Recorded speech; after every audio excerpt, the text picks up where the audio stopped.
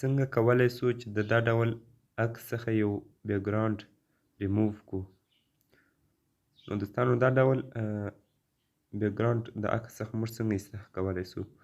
ډېره سمپل طریقه ده دوستانو. تاسو به راسئ د دې دپاره یو اپلیکیشن دی چې ما به تاسو ته لینک په ډسکریپشن کې هم درکړی وي او تاسو کولی سئ چې د پلی سټور څخه یې هم راډاونلوډ کړئ. د دې اپلیکیشن نیم دی بیکګراونډ اریزر.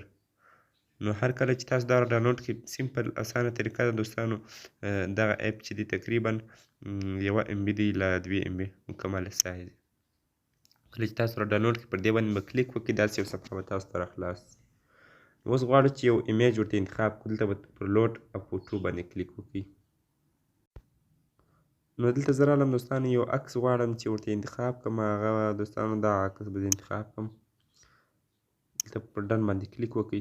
دا عکس یې اوس غواړي چې دغه د شا بیکګراونډ دغه کوم چې په سپینه صفحه کې دی دا په کومه طریقه سره تاسو ورڅخه ایسته کولی سئ. ډېره اسانه طریقه ده دوستانو. دلته به تاسو راسئ دا به داسې کلیک وکړئ. دا تاسو په خپل لاس هم داسې ایسته کولی سئ دوستانو. که غواړئ چې یا اتوماتیک ډول ټوله مکمله ایسته سي نو دا به راسئ دا به دلته تاسو داسې کړئ. دلته تاسو لاړئ چې پر دې باندې کلیک وکړئ داسې راسئ. بعضې سمپل پر دا ځای ونیسئ لایه کړئ. دلته تاسو لاړئ چې دوستانو دا مکمله ایسته سو. خو دلته فرض کړه د هغه ځینې نور موردي وه شیان ورسره دا به تاسو داسې لږ شاته کړئ. وینئ دوستانو دا سمپل یو ته بیا راولئ. ډېر په اسانۍ سره دا عکس دا بیکګراونډ ایسته سو. نو اوس غواړو چې دا سیو کړو د ځانه سره. دلته پر دا سیو اپشن باندې به کلیک وکړئ. سمپل اسانه طریقه ده دوستانو. دلته تاسو تللی سئ دا سیو سو زموږ سره.